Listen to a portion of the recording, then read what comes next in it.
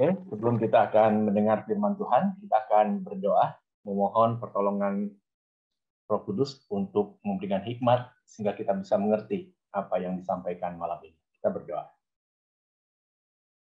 Bapa Surgawi, kami bersyukur kesempatan yang kembali Tuhan berikan bagi setiap kami sebagai umat-Mu di dalam ibadah, doa, dan juga pendalaman Alkitab yang akan kami adakan saat ini. Kami mohon pertolongan Allah Roh Kudus memberikan hikmat bijaksana baik untuk hamba-Mu yang akan menyampaikan firman maupun setiap kami sebagai jemaat-Mu yang akan mendengar dan belajar bersama-sama. Sehingga kami boleh diperlengkapi, kami boleh dikuatkan, dan firman itu pun boleh menjadi petunjuk ketika kami akan melangkah menjalani hari-hari kehidupan yang Tuhan akan anugerahkan bagi kami.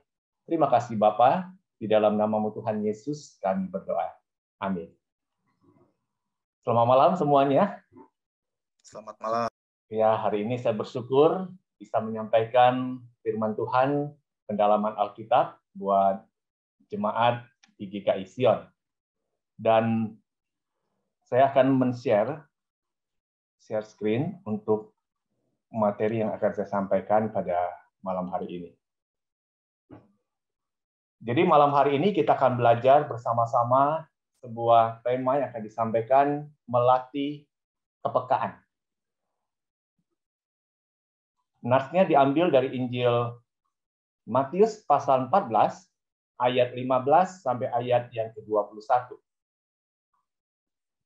Menjelang malam, murid-muridnya datang kepadanya dan berkata, "Tempat ini sunyi dan hari sudah mulai malam. Suruhlah orang banyak itu pergi, supaya mereka dapat membeli makanan di desa-desa." Tetapi Yesus berkata kepada mereka, "Tidak perlu mereka pergi. Kamu harus memberi mereka makan." Jawab mereka, "Yang ada pada kami di sini hanya 5 roti dan 2 ikan." Yesus berkata, "Bawalah kemari kepadaku." Lalu disuruhnya orang banyak itu duduk di rumput, dan setelah diambilnya 5 roti dan 2 ikan itu, Yesus menengadah ke langit dan mengucap berkat, lalu memecah-mecahkan roti itu dan memberikannya kepada murid-muridnya. Lalu murid-muridnya membagi-bagikannya kepada orang banyak. Dan mereka semuanya makan sampai kenyang.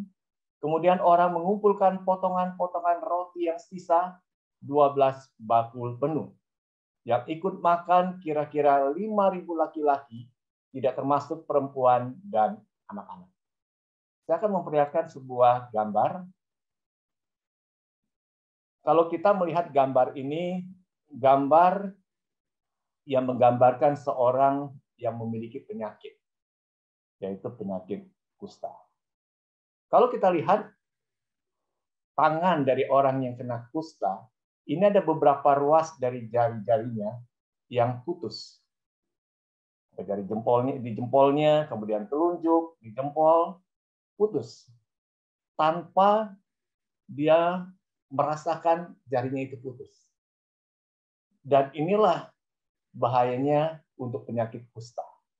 Jadi penyakit kusta adalah penyakit yang menyerang sistem syaraf kulit, sehingga penderita tidak peka terhadap rangsangan yang diberikan, dan jika terus dibiarkan, bisa menyebabkan mutilasi, terpotong anggota tubuhnya, dan juga cacat pada penderitanya.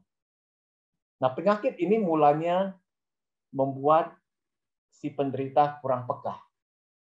Secara perlahan-lahan, mematikan syaraf itu, lalu pada akhirnya memutuskan anggota tubuh yang terkena kusta tersebut. Pelan-pelan. Ya, pelan-pelan syaraf untuk dia bisa peka terhadap rangsang itu mulai diserang.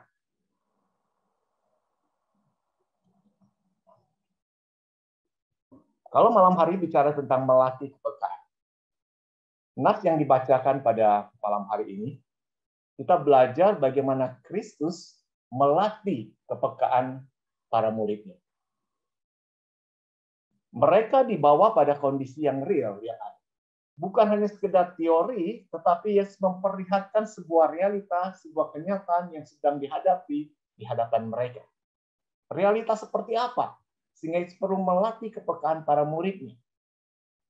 Di sini dikatakan bahwa orang banyak yang ribuan jumlahnya sedang mengikuti Yesus dan murid-muridnya.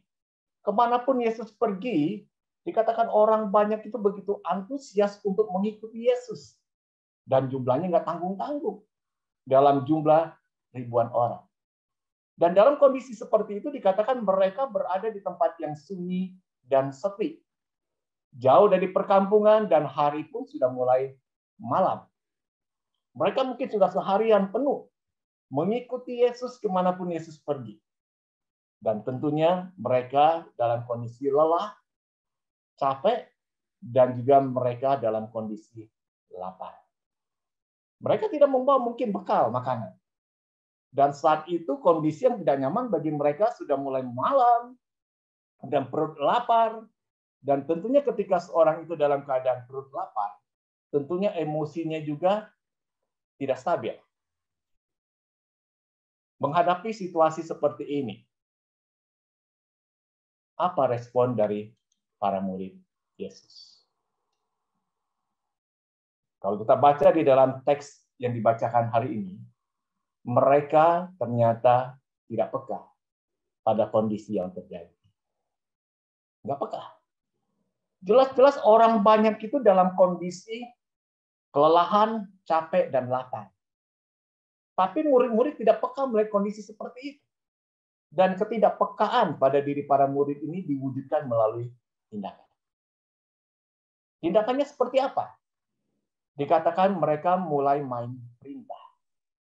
Orang yang melakukan sesuatu main perintah kepada orang lain, itu menandakan dia nggak peka sebetulnya. Dan para murid ini pun menunjukkan ketidakpekaan mereka terhadap kondisi yang real yang ada di hadapan mereka dengan cara mereka main perintah. Siapa yang mereka perintah? Yang diperintah adalah Tuhan Yesus. Aneh bagi kita. Kok bisa para murid ini memerintah Kristus untuk melakukan sesuatu sesuai apa yang menjadi keinginan mereka? Apa yang mereka inginkan, apa yang mereka perintahkan kepada Yesus? Mereka menyuruh Yesus mengusir orang banyak itu, mengusir mereka semua untuk pergi membeli makanan. Kalau kita pikir sekilas, apa yang dilakukan oleh para murid untuk menyuruh Yesus mengusir mereka guna membeli makanan, ini cara yang paling mudah. Nggak perlu mengeluarkan tenaga, nggak perlu mengeluarkan uang dalam jumlah besar.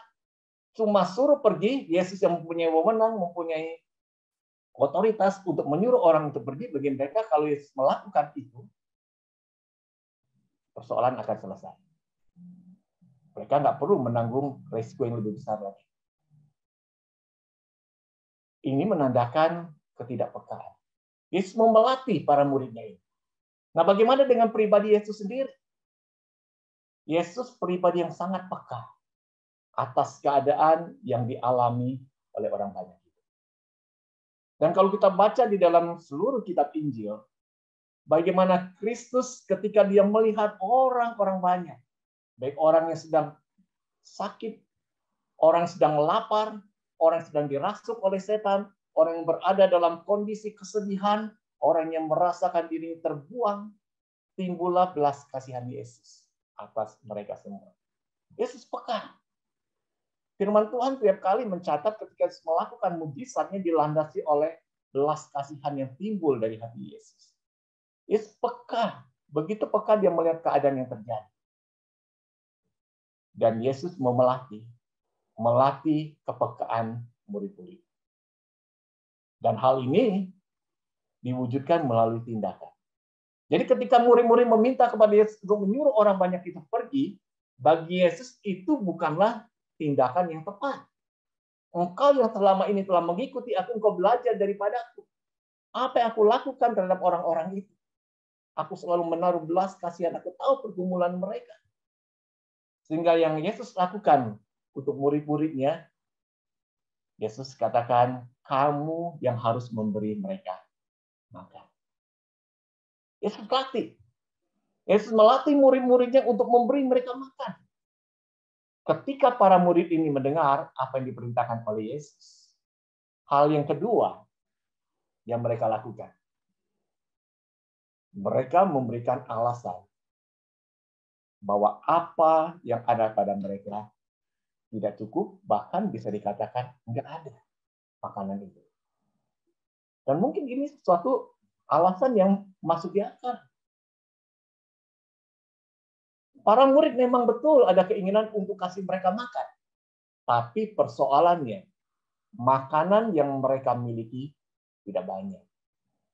Dan itu pun bukan milik para murid. Tapi milik seorang anak kecil yang membawa bekal yang dikatakan kami hanya memiliki 5 roti dan 2 ekor ikan. Mungkin kita katakan, apa yang mereka miliki itu 5 roti dan 2 ikan. Apakah dalam ukuran yang besar? Tidak. Ukurannya kecil, biasa. Bekal untuk anak-anak yang biasa dibawa, ukurannya nggak terlalu besar, kecil. Dan ikannya pun dikatakan hanya punya 2 ekor ikan, dan ikannya pun bukanlah ikan yang besar, tapi ikan yang kecil. Lalu mereka katakan, apa artinya itu semua? Kami punya. Kami ada alasan bahwa apa yang kami punya nggak akan cukup dibagikan buat orang banyak. Dan itu semua tidak akan memberikan solusi atas keadaan yang terjadi. Nah, alasan seperti ini tidak dapat dijadikan pembenaran atas ketidakpekaan murid-murid Yesus tersebut. Yesus menyuruh menyerahkan yang sedikit itu kepada Yesus dan selebihnya Yesus yang akan berkarya. Bukankah kita seringkali memakai alasan seperti ini juga? Tuhan sedang memperlihatkan kepada kita realita di hadapan kita. Orang-orang yang membutuhkan pertolongan kita. Orang-orang membutuhkan uluran tangan kita sebagai anak-anak Tuhan. Yang dikenal sebagai anak-anak Tuhan yang penuh dengan kasih. Tapi seringkali jadikan alasan bagi kita, apa yang saya punya, apa yang saya miliki, nggak akan cukup untuk saya bagikan. Lalu kita bertanya kepada setiap kita yang malam hari ini hadir di dalam ibadah doa. Kapan sih seseorang itu bisa merasa cukup dalam hidup? Sulit ya untuk memberikan jawaban. Sebanyak apapun yang telah Tuhan anugerahkan bagi setiap kita, kadang-kala kita selalu merasa kurang dan kurang.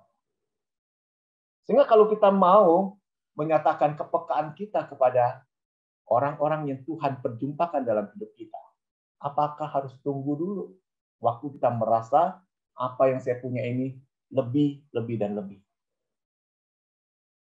Tuhan, ketika dia melatih para muridnya,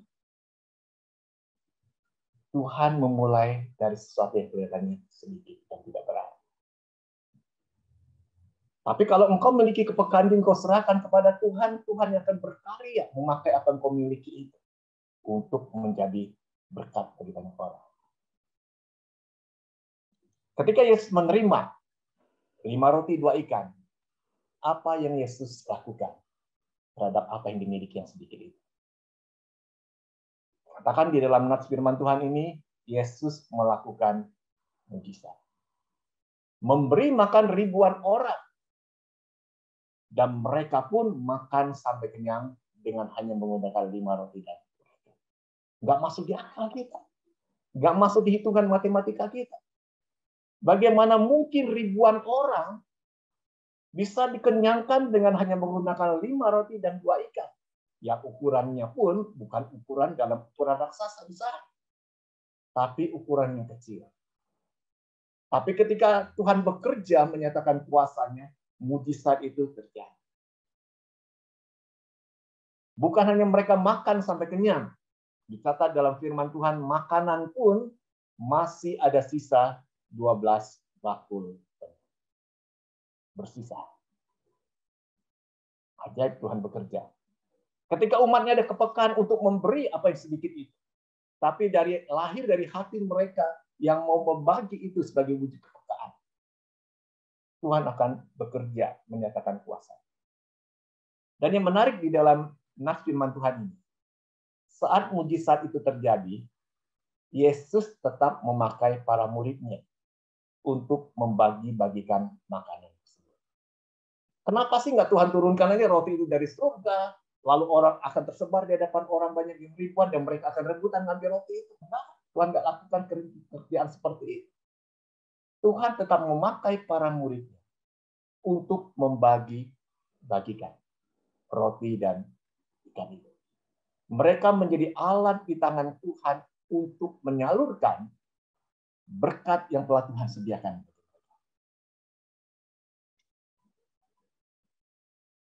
Jadi kita boleh belajar melihat apa yang menjadi pembelajaran pada malam hari ini.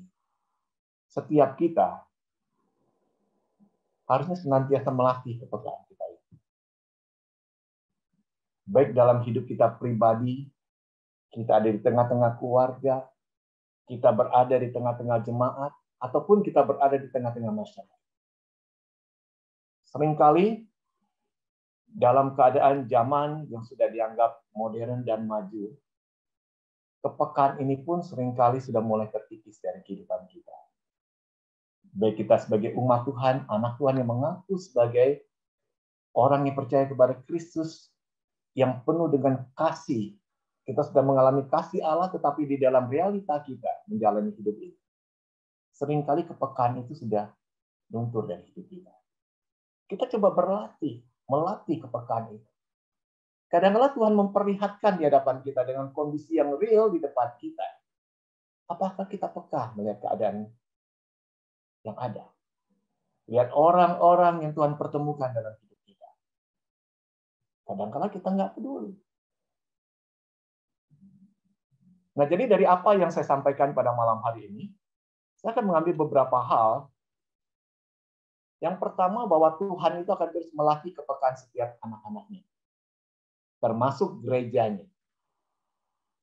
Kalau kita bertanya kepada setiap kita yang hadir malam hari ini, kita sebagai jemaat yang Tuhan tempatkan di gereja Tuhan kita Isian,